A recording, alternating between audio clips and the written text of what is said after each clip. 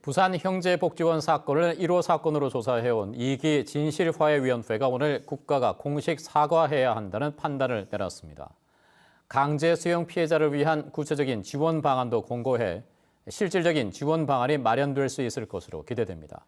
김아른의 기자의 보도입니다. 초등학교 3학년이던 1981년 밤, 집 앞에서 경찰에게 끌려갔다 형제복지원에 수용된 김대우 씨.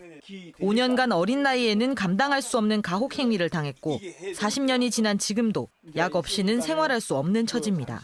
아는 집에 보내줘서 학교 가야 됩니다 하면서 이렇게 하잖아요. 가긴 뭐 두드리 패고 이 휴증이 이제 너무 자꾸 심해지니까 다리가 이제 괴사도 오고.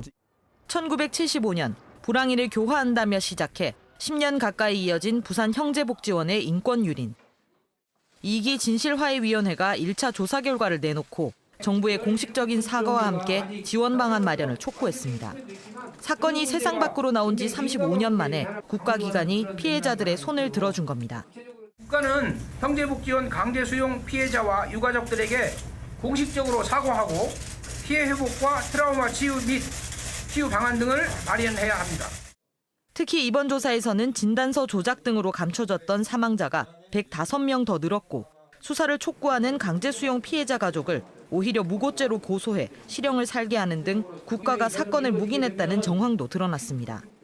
미흡한 부분이 있다면 앞으로 남은 그 임기 내내 더 추가 발굴해서 조사를 완료해 주시고 그리고 피해 당사자들의 아픔에 대해서 그리고 트라우마 치유를 통해서 이제 다시 사회의 일원으로 돌아갈 수 있게끔.